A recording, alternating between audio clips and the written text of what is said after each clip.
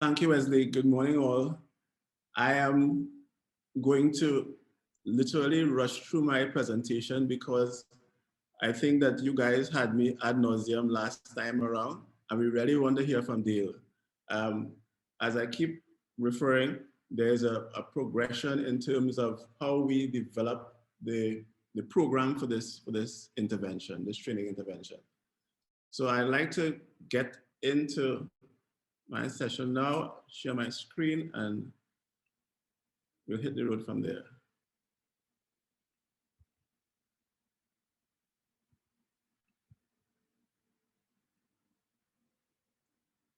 Can you see my screen properly? Again, yes, we can.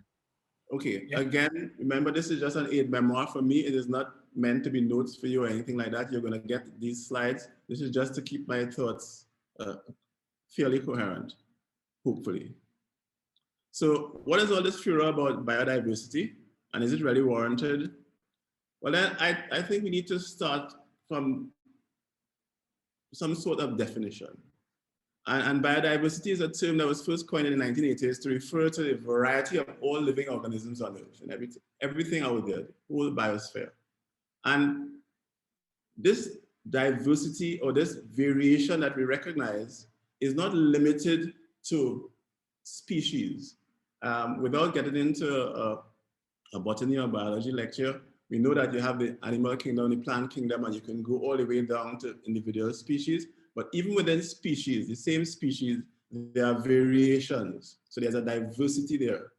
That variation also includes at the genetic level. So organisms of the same species may have different genetic makeup, and it's that genetic makeup that we exploit most times. And hopefully when I come to the concluding slides, we'll be able to talk about how we as human beings exploit those genetic diversification.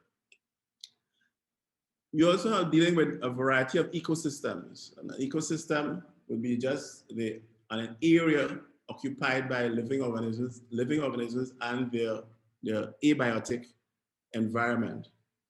And even within ecosystems, you have habitats. And I needn't go to too much detail about what a habitat is, but in the literature, and most times when we speak, we talk about a marine habitats, and fishes and shellfish and so live.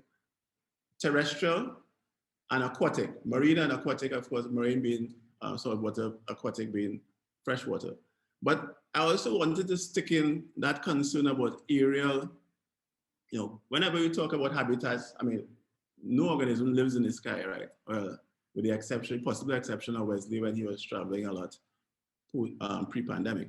But very few of us are really living in the sky. So that whenever we talk about habitats, the aerial space tends not to be included. But we have to be very conscious of the fact that pollution and other factors can impact organisms that are living in that space, in that atmospheric space. Now, why is all this talk about biodiversity important? Why are we so concerned about these arbitrary animals and plants, many of whom, as far as we are concerned, have very little value? We shouldn't be really wasting time about talking about biodiversity. When you see the amount of funding going now to biodiversity support, you keep asking yourself, well, who really wants to save a red-spotted yellow-toed lizard that occurs only in some little nook or cranny in China or India or somewhere like that? And you ask yourself, why all this fuss? What all this biodiversity thing is about? I mean, we kill living things without thinking about it. I mean, none of us walk around without killing ants. So I mean, why are we so concerned about all these life forms? Is this really part of some sort of elitist plot to get us to care for all kind of arbitrary animals that, I mean, nobody seems to know what their value is? But when we do a deeper dive, we realize, okay, biodiversity will be important in terms of the sheer economic value, because there are things growing and living out there that we exploit for economic gain. I mean, fisheries, logging. I mean, Nobody went out there and literally spawned all those carrots and the kingfisher so that you fish lovers love so much, right? Nobody went out there and planted those forests, the original forest species. I'm not talking about reforestation or reforestation, as some people like to say, and those instances where we have made a big boo-boo, like, like planting Caribbean pine in the northern range, that type of thing, which we'll probably get a chance to get into in the question and answer. But there's economic value to all of those animals and plants out there, those that we consume for food or for economic purposes. You harvest forest trees for lumber, etc. So there's an economic value to biodiversity. So when you're speaking to other human beings, they get it. They get the point that, okay, yeah, so this biodiversity thing is important only when we think in terms of the animals and plants that we can exploit, literally exploit. But there are also ecosystem services. What we take for granted most times, the provision of pure water, the provision of clean water. I mean, all of these systems, these ecosystems are providing us with services that we do not necessarily pay them for.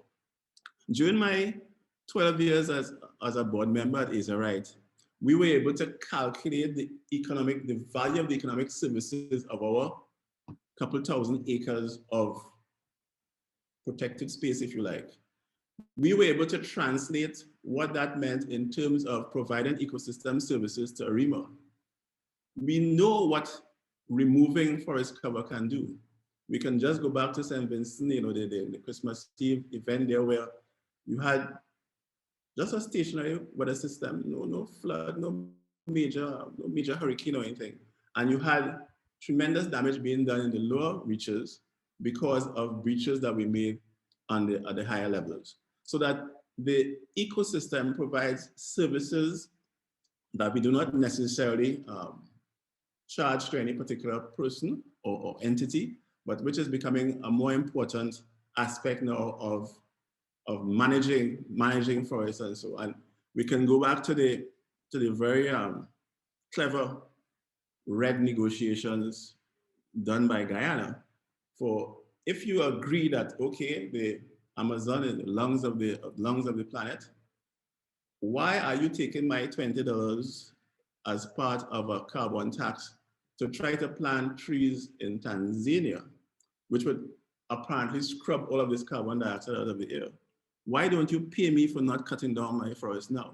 And that was the gist of what President Jagdi was able to accomplish through RED. RED is the reduction of emissions due to deforestation and forest degradation, right? So that was the first indication of how you can value and literally monetize ecosystem services.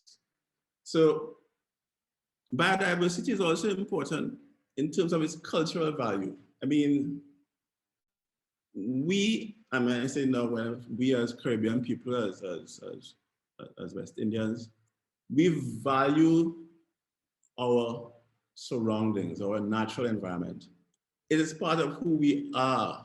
I mean, there's something about a beach scene that means something to us. And if you think that is farcical and that is only in terms of the recreational value, then think of what happened when there was a move on to cut the swath of coconut trees on the Manzanilla Mayaro stretch. All of a sudden, everybody started to realize that they like the idea of that picture, the idea of that landscape, the idea of that seascape, as you may want to refer to it. What are our artists going to use as part of their landscaping scenarios?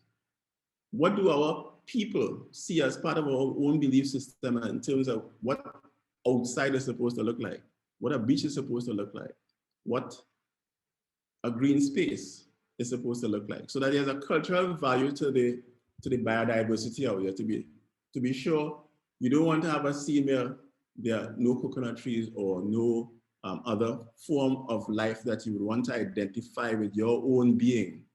Of course, the recreational value is easy to assess, because I mean you have areas that are exploited for their recreational value, in the sense that you have parks, and I mentioned Asia Right earlier, for your bird watching, etc.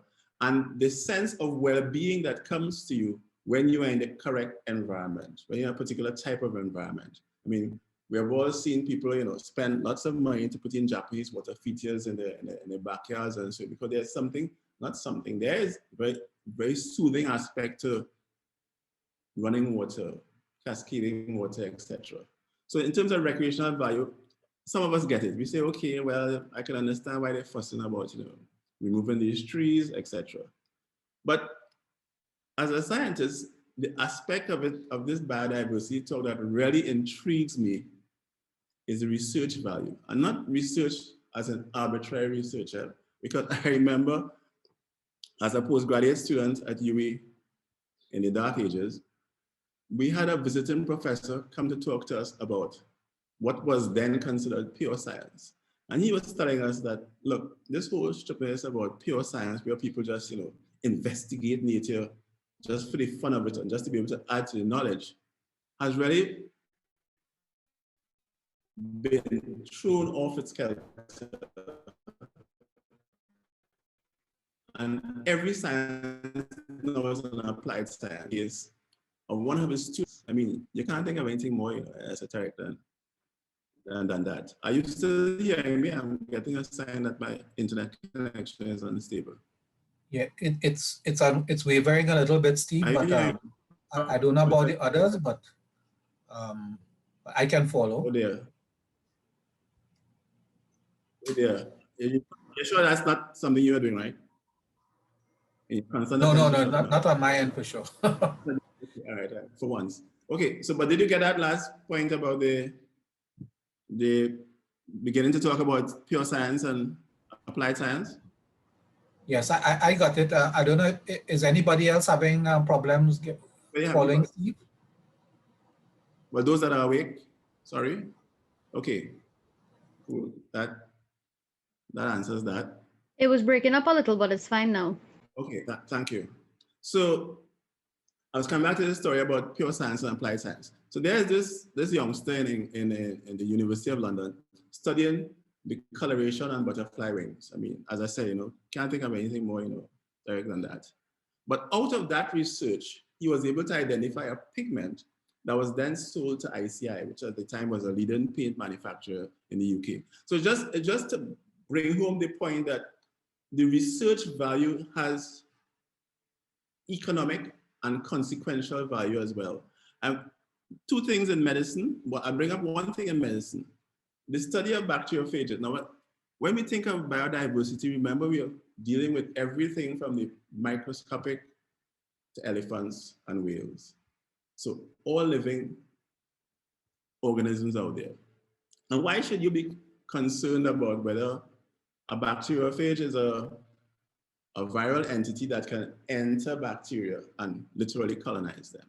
You may think, so what, I mean, I have nothing to do with me, But it is based on that research on bacteriophages that we're able, when I say we now, I'm talking about the wider scientific community, who have let me in, through the back door.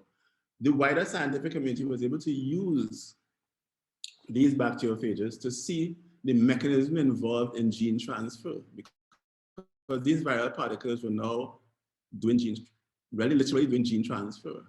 And it was based on those initial studies and research activities dealing with bacteriophages that we're able to get to the whole explosion of gene transfer and other aspects of biotechnology.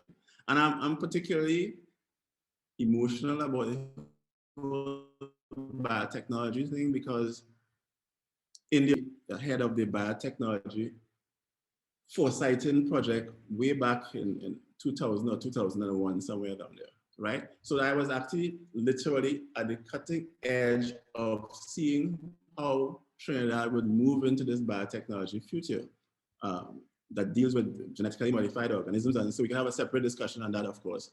And I was, again, lucky enough to manage the regional biotechnology roadmap project out of Jamaica, which was housed in the Scientific Research Council at the time, where my good friend, Dr. Barnett was the director. So I have a personal bias here.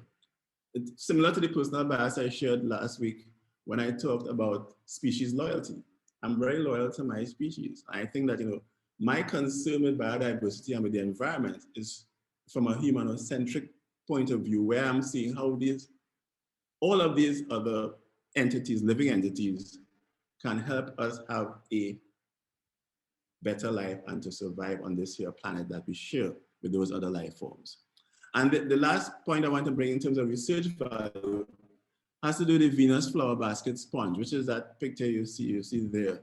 I mean, how many of us really waste time thinking about sponges? Well, apart from SpongeBob, of course. I mean, that doesn't really occupy much space in a biodiversity discussion, but it was found that the spiracles and these little spirally thingies coming out of these Venus flower basket sponges were capable of transmitting light much better than fiber optic cables. So can you imagine that you're talking about cutting edge technology that is being bettered by a simple sponge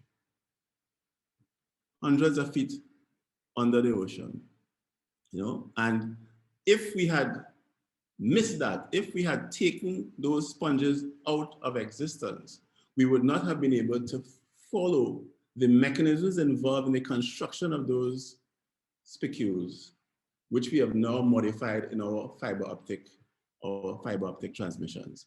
And those same fiber optic transmissions that were just giving me trouble here in terms of my ability to connect with you, right? So that in terms of the importance of biodiversity, the importance of literally keeping every bit of information that's out there. It's similar to having your 3 terabyte drive where you stored all your film clippings from since my Z was a youth, when they were using weren't using pinhole cameras in those days, but whatever type of equipment they were using in those days, and you have that treasure trove of information or files or bits of media locked away in your 3 terabyte hard drive.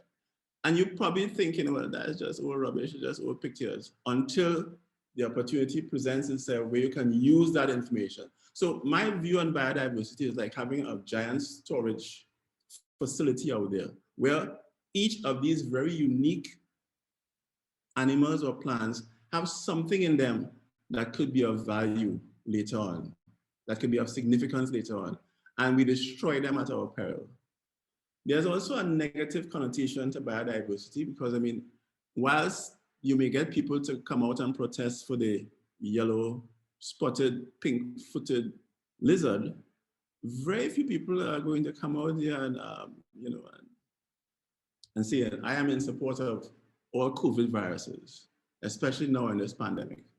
But you would note that the reason why we are able to deal with SARS-like syndrome, COVID-type viruses is because we have had other viral particles that we worked with previously, right? Not just the bacteriophages, but it is our understanding of how viruses work in other contexts that have helped us to rid or at least limit some of the viruses that attack plants and some of the other zoonoses that move from animals to human beings. So although they are, sorry.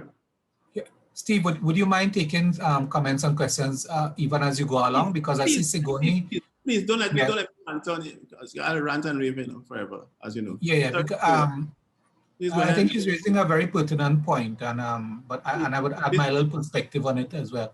Is that she's saying that is the issue with journalists covering the biodiversity crisis due to the fact that media outlets do not understand the priority this topic has in the public sphere of understanding versus topics like health, economy, etc. Or is it that there is not sufficient interaction between the scientists and the journalists, coupled with the journalists' inability to effectively interpret the findings presented to them?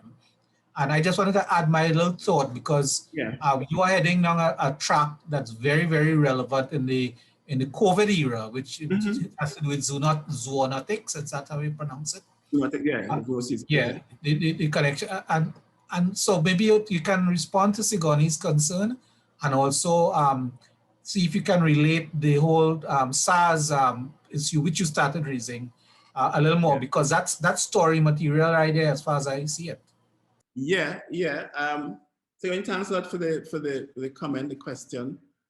Yes, I take a certain amount of responsibility, and I suppose that's why I'm science advisor to the ACM. I saw that gap, if you like, between what we alleged scientists are doing and are able to put forward to the public, but in our own, limited way, right? Not all of us are as gifted as Dale in terms of being able to break down complex issues to a wider public. So that we need that intermediary. And this is one of the reasons why I value this profession you guys have so much. Because as journalists, your primary and your only audience, human beings. Think about it. I mean, how fascinating a profession is that everything you do is geared towards a human audience, right? You are trying to take issues and stories and bring them to the public.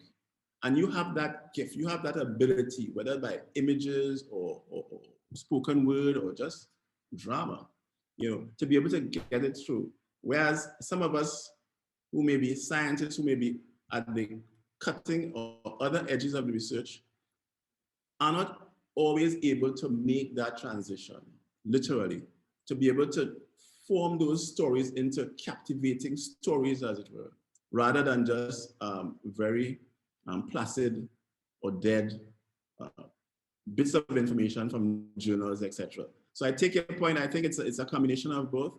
I think not enough of us scientists are as engaged with the media as we should be.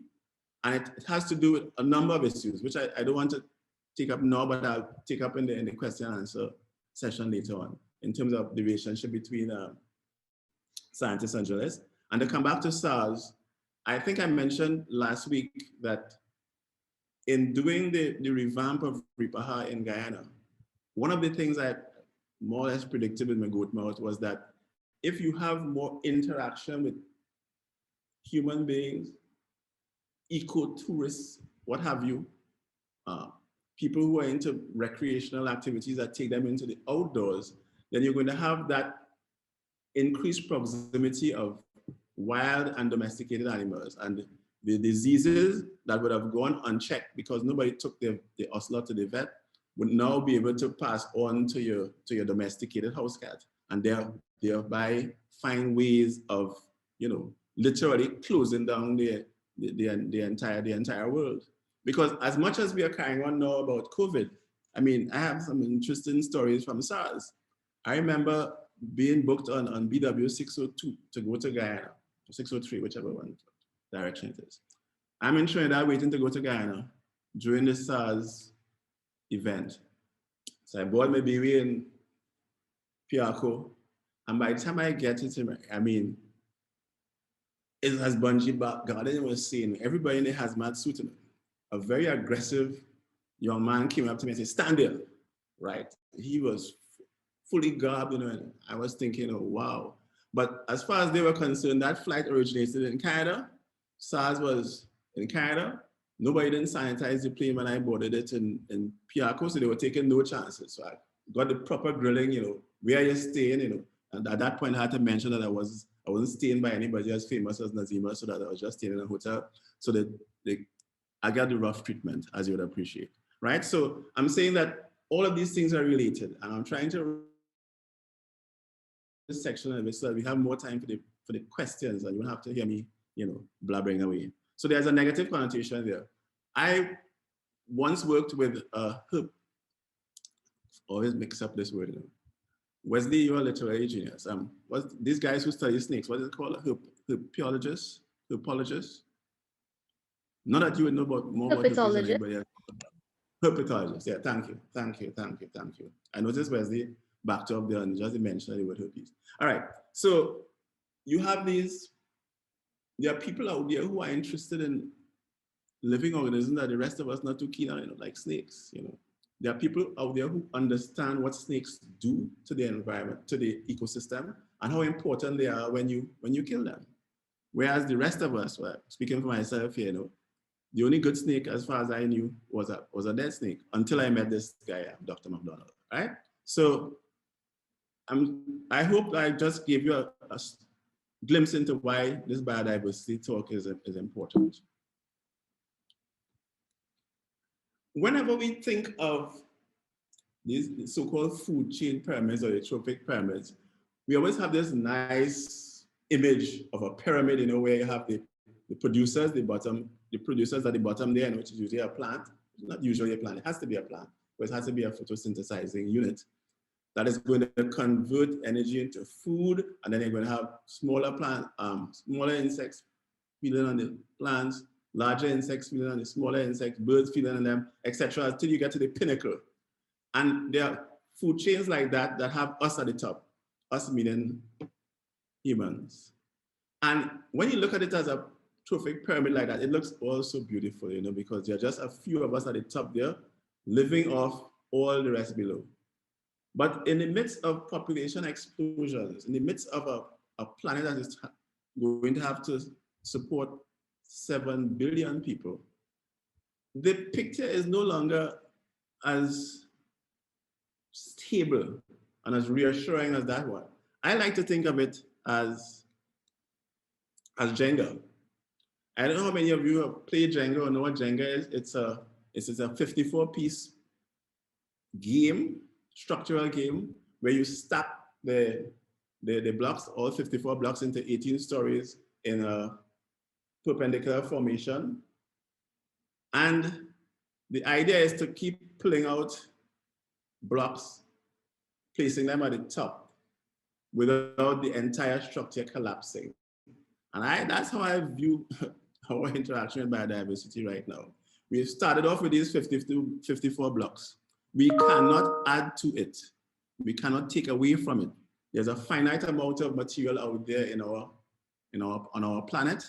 And what we are doing is interchanging where they fall in the scheme of things and what happens when you move an organism like let's take a snake.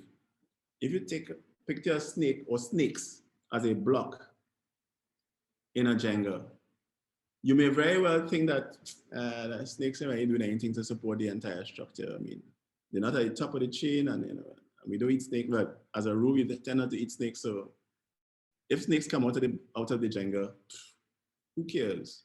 The whole thing isn't going to collapse, or so we think. But then we realize that as we keep fiddling around with these blocks, unless you're a structural engineer and understand compression and tension and what happens when you do anything to a superstructure, an entire chain, or entire arrangement, that is how sensitive biodiversity considerations have become. We have moved to that third Jenga formation on the right, where the thing is so unstable now, because even at the lower levels of the food chain, we have 1 instead of 3 blocks. And the whole thing is tottering there on the edge. And that is where the advocates and the activists get all hot under the collar. Because they are telling us that we are removing blocks that are part of the superstructure, they're part of what is keeping this whole thing intact. And that they fear, just as in Jenga, that we could end up being losers if we pull out the wrong block from this entire superstructure. So I have been trying over the years to convince people to view this whole food pyramid thing as a giant Jenga, where you are limited to those 54 blocks. You have to keep moving them around, because remember, it's not as if you could take up a block and throw it away. When you kill out an entire species, when something goes extinct, all of those molecules, every fiber of their being is being recycled and repositioned somewhere in the food chain. If it's on the top, it's going to help the thing totter.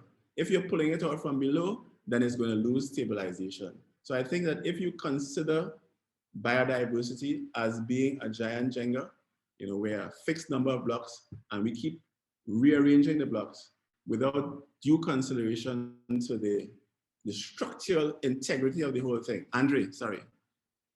Andre. All right, morning everyone. On that note, because last week we discussed the issues we had here in monkeys. with the sharks. Well, the monkeys and the sharks. Monkeys too, but more recently the sharks.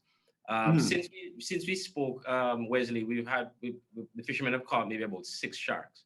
So you're talking about maybe 6 or 7 sharks in the last week that they were caught. So it's becoming a field day now for them. Is there a ecological imbalance or consequence for removing all these sharks from the ocean?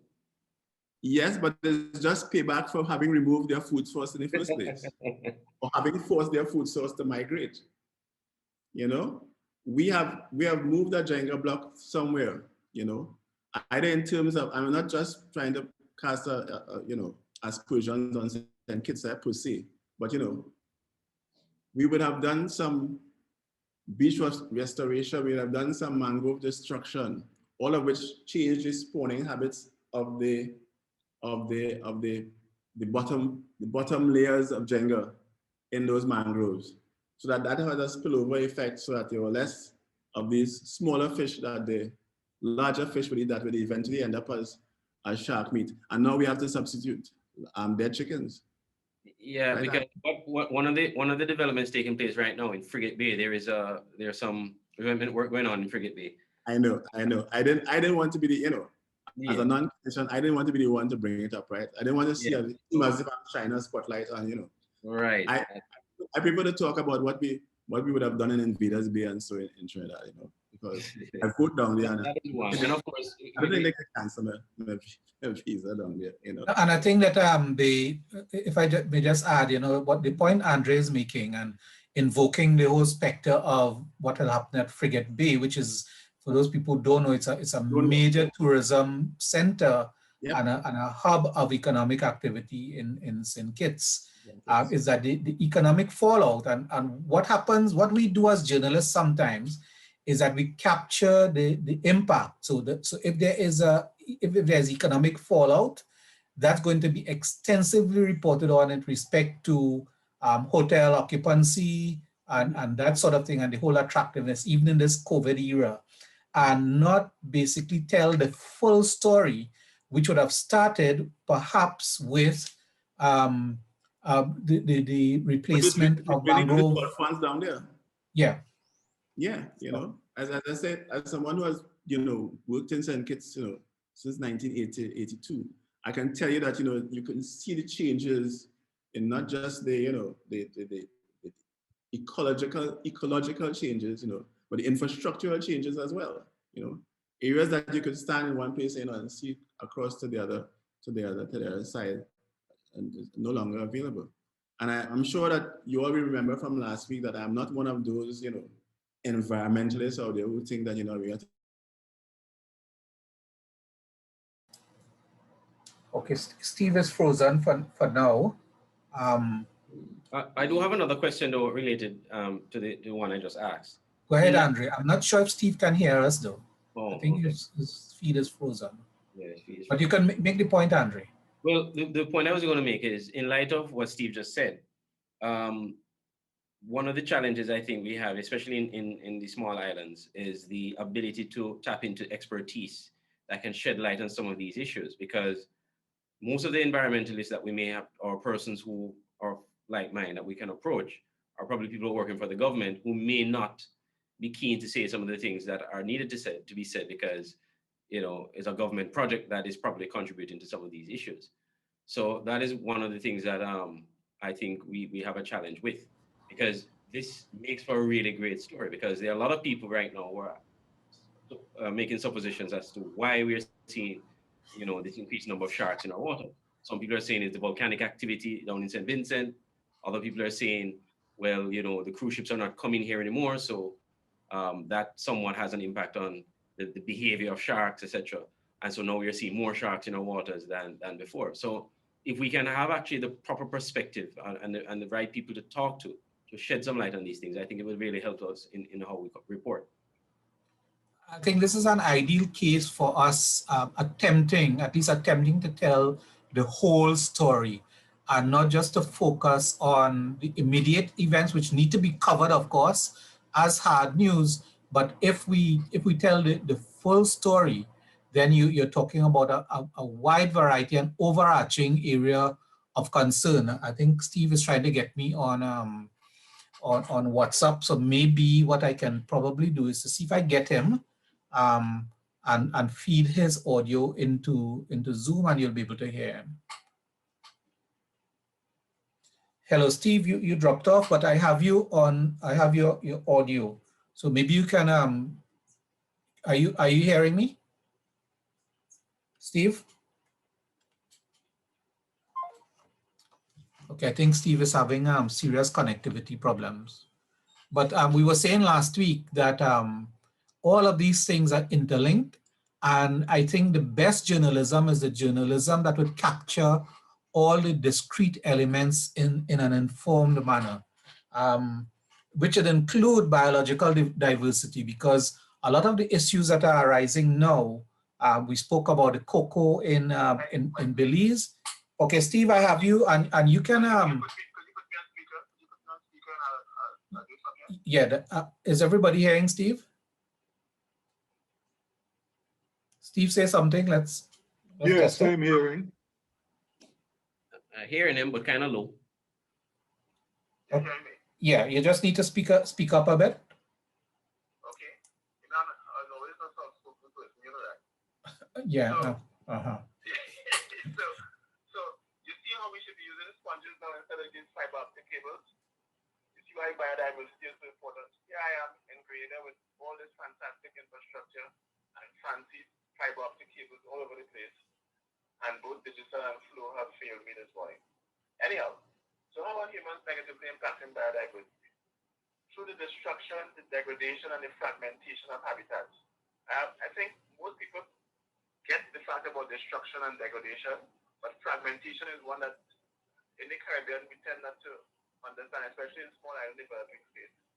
I think in Guyana it would be easier to see in that if you put a major highway or so through a reserve, an area where animals are separated, let's say same species are separated into two separate factions or sections, then you can see that having an impact on not just their search for food, but their search for mates, etc. And that could end up having an impact in terms of the survivability of those animals.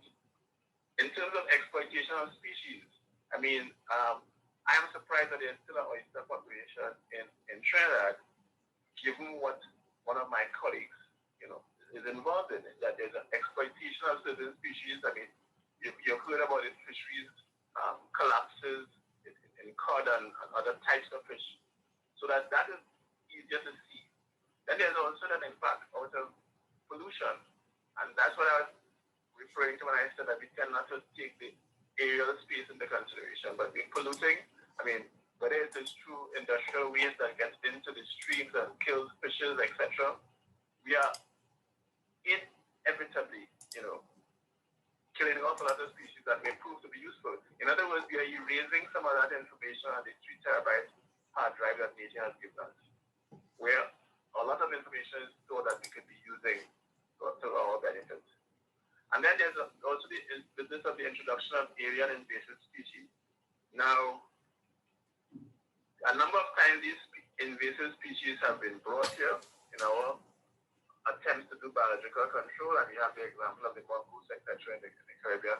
But there are also accidental introduction, like pink beanie bug, And at one time it was speculated that there were 3,000 species that were seaborne, that were at sea at any particular point in time when shipping was shipping before the pandemic.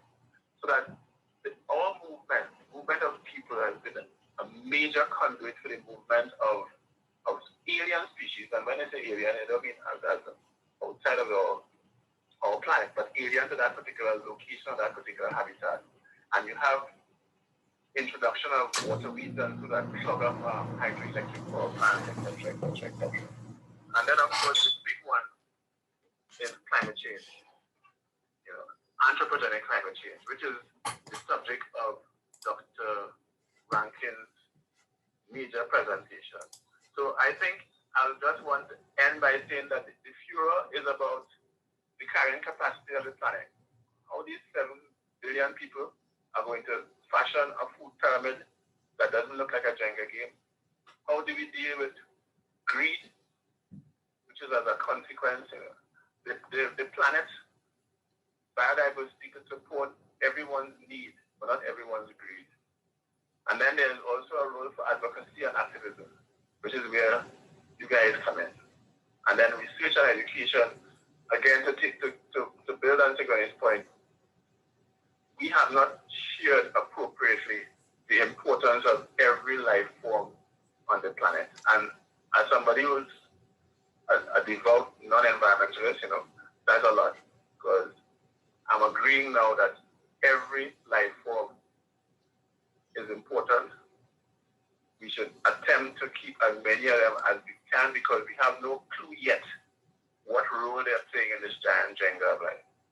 So with that, I'm assuming that you heard me, and I want to turn over to Dale now, and I can assure you, Wesley, that I'm trying to log back in. I will not be silent. I will be heard. Okay, thank you very much, Steve. Yeah, and I note the jobs regarding marine life and so on.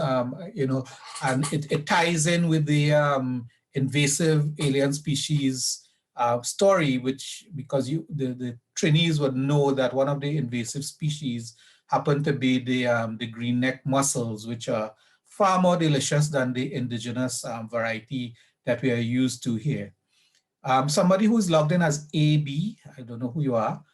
We often hear of environmental impact studies being done before project is approved.